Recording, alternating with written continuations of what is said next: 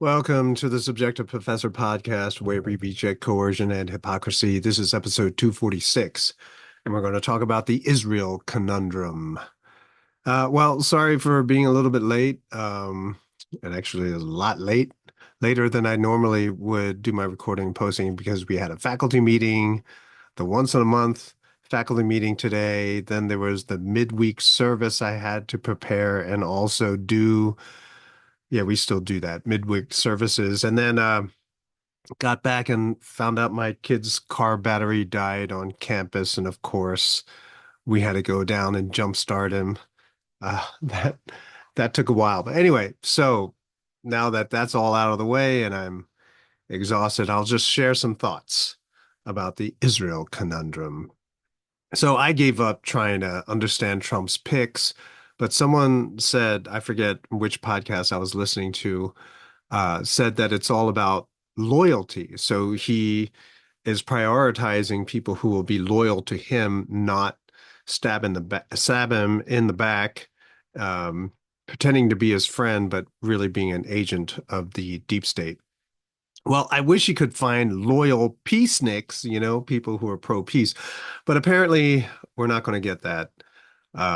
And I'm kind of bummed, really bummed out about it. And so therefore now I'm going to come out and say something pretty much about this situation there in the Middle East. Hopefully this doesn't, well, I'm not going to say anything controversial. So all of this is pretty obvious.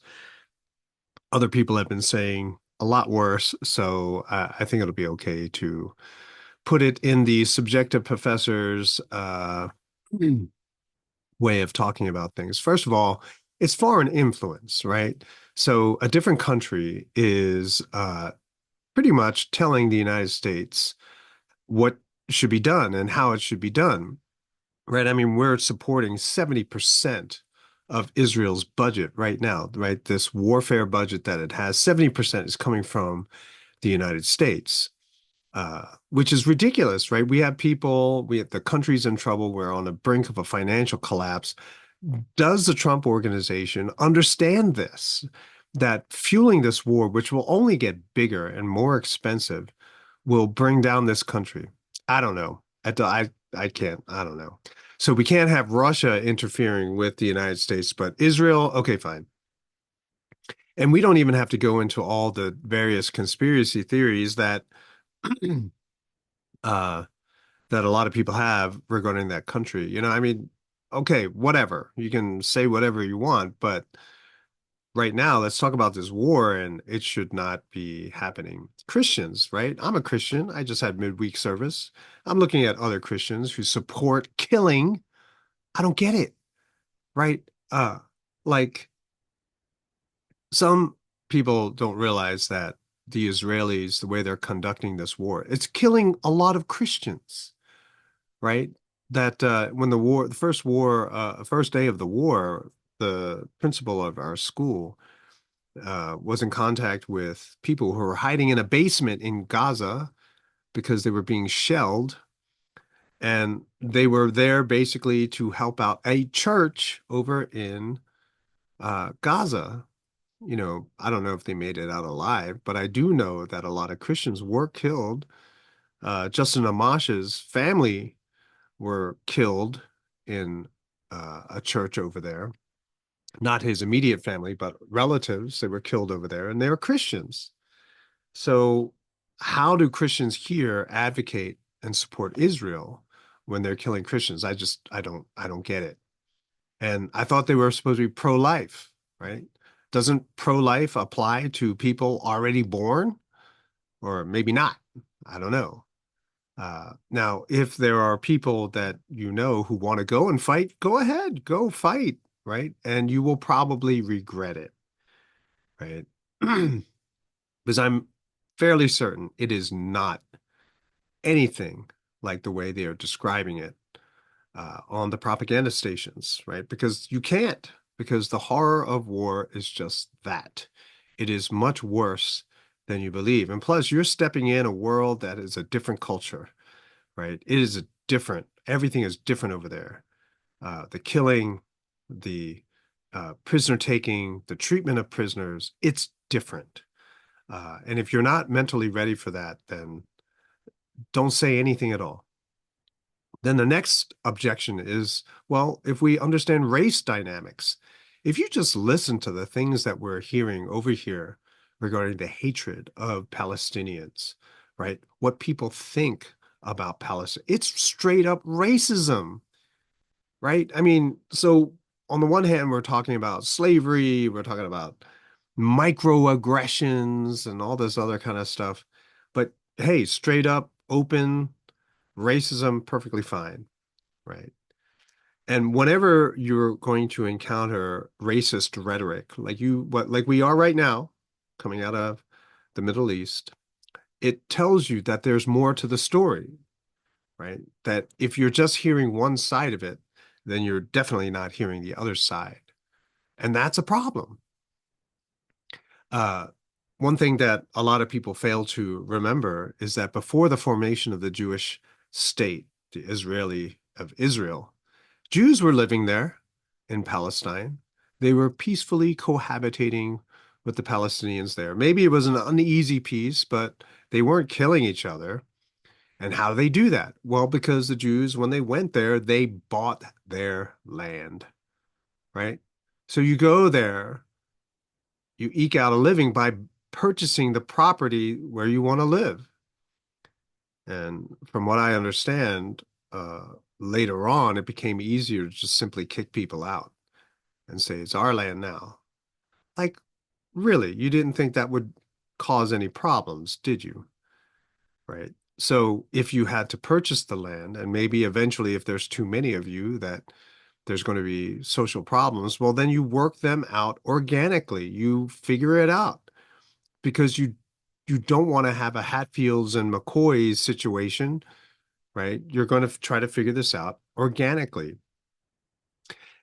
On top of that, there are a lot of conservative Jews who do not support this whole thing because God is supposed to bring about the restoration of Israel, not some corrupt government entity, right? So, on top of the fact that a lot of Christians are sitting here saying they're God's people, well, there are a lot of Jews who don't support this.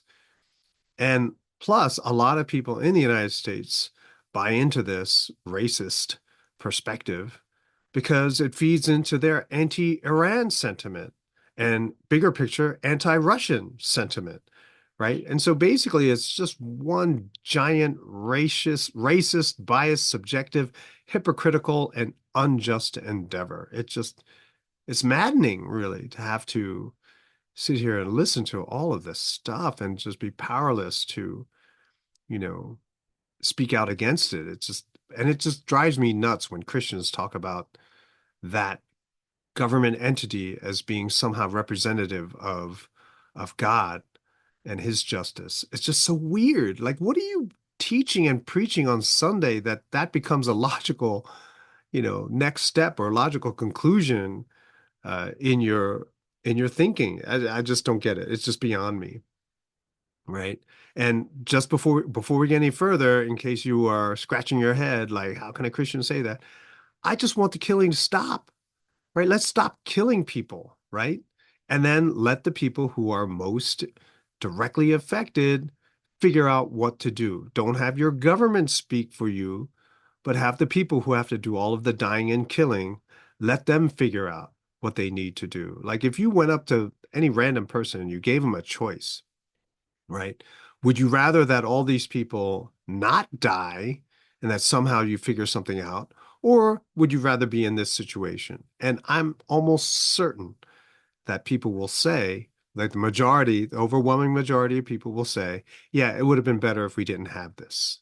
That maybe we could come out to a peaceful uh, resolution. But no, you know that's not the option that was even on the table because there are a lot of other people who have hidden agendas, right? They have something else in mind, whether it's beachfront property or that giant natural gas reserve that they discovered there, whatever. There's something else going on, and you're going to couch it or hide it in all this religious rhetoric of faith. It just drives me crazy. And speaking as a Christian, the whole people of God argument is just weird. It's weird, right? Because if you look at Christian scripture, aka the New Testament, right, it's justification by faith. It doesn't say anything about the bloodlines, right? Even Jesus himself, right, when the Jews were basically saying, "What do you mean? We're the children of Abraham." And Jesus basically straight up and says, it's faith that matters, right? Right. And the Apostle Paul, he starts going into it and he says, it's not the circumcision, uh, you know, that is performed 8 days after birth that matters in the Christian faith. It's the circumcision of the heart. Now, all of a sudden, it doesn't matter anymore. It's like, did you guys throw out your copy of the Bible? Like, what copy of the Bible are you guys using? Are you not reading the New Testament anymore? Really? You still call yourselves Christians in a church? I don't know. I don't get it, right? It's justification by faith, not by blood. But I think a lot of people have forgotten this. We also have to remember that the US military is not as strong as a lot of people like to think it is. All right. And that's why they got spanked in the Ukraine, right? The strategy and the weapon systems that they had got spanked, and they're all getting spanked in Israel again.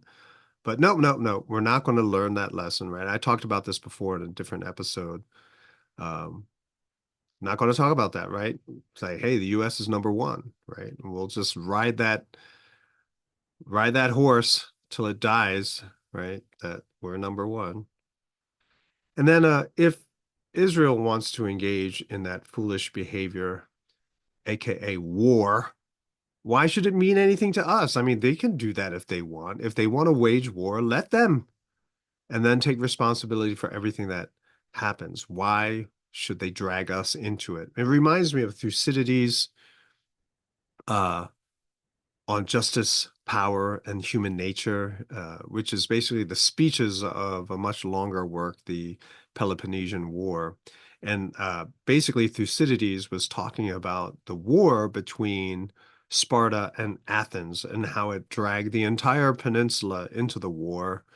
And we so weakened it that they fall to the Romans later. So as broad strokes, right? So what Thucydides goes into in that on justice, power, and human nature is how the Corinthians show up one day on Sparta's door and they say, "Hey, you got to go to war with Athens, right? I know we just had a peace treaty and we vowed that we wouldn't fight for 30 years each other to sort of allow the young men to grow old again, right? Because we just had that big war with Persia. But hey, Sparta, you got to go to war with Athens, right?" And they basically do the hard sell and they, do all the propaganda. And the Spartans say, "Yeah, you know what? It's a good idea. Let's go to war against Athens." And so basically bankrupt each other morally as well as financially. And also basically destroy each other to the point where they're so weak, right, and vulnerable. And so all of the spin that the Corinthians lay on Sparta, I'm pretty sure it's the Corinthians, right? Because they're a smaller city, they can't fight Athens by themselves, and so they need, Big Brother to come in and do most of the heavy lifting, and that would be Sparta. And so they spin a story, get the Spartans involved in the war because they can't do it themselves. And that reminds me again of Washington's farewell address, which I did back in September. I'll reread it because it's just so maddening. We have a public speaking class in our middle school, and I made them this excerpt is what I assigned to them to practice and say in front of the class to each other. So I'll reread it to you. I read it to you before, but history and experience prove that foreign influence is one of the most baneful foes of Republican government. Excessive partiality for one foreign nation and excessive dislike of another cause those whom they actuate to see danger only on one side and serve to veil and even second the arts of influence on the other. Real patriots who may resist the intrigues of the favorite are liable to become suspected and odious, while its tools and dupes usurp the applause and confidence of the people to surrender their interests. Because this was in George Washington's farewell address when he was leaving office of presidency. And he says excessive partiality for one foreign nation, right? And so you're going to be totally biased. You're going to be blind to all of its faults, all of the evil that it conducts, because you are just simply going to take their side no matter what, right? And so why, if you take their side excessively, then what does that mean? That means you're going to dislike whatever country they dislike, right? You're going to hate them, right? And this love and hate is going to be so extreme that you will see danger only on one side. So it's obvious what we need to do. We have to help them and try to eradicate the other, even if it does mean genocide. Yes, we're going to do that. Even if it does mean we're going to be killing innocents, right? People just like us, perhaps. People who don't want war, who would rather live in peace. No, no, no, they don't matter because we're so arrogant, we know what's true, and all these people have to die. And so then people like me, or maybe like you, right? Real patriots who resist the intrigues of the favorite, right? People who say, nah, I think you're full of propaganda. We are liable to become suspected and odious, hated, right? Like, oh, you're so evil. Can't you see that this is a righteous war? We have to help them. They're God's people, you know, while the tools and dupes, right? The people who believe all of that subjective propaganda, they usurp, they take the applause and confidence of the people. And so then the people, because they trust them, they surrender their interests. And in this case, they surrender the future of this country, the stability of this country, the economic stability of this country, the country's reputation to the rest of the world. They sacrifice all of it. And for what? For lies. One of the things that I bring up all the time with people who just really don't get it is I bring up Vietnam, right? Vietnam, 50,000 Americans died in Vietnam. And then we had to just bug out of there anyway in the end. Well, and we killed a lot of people too. Well, fast forward to today, we are trading partners with Vietnam.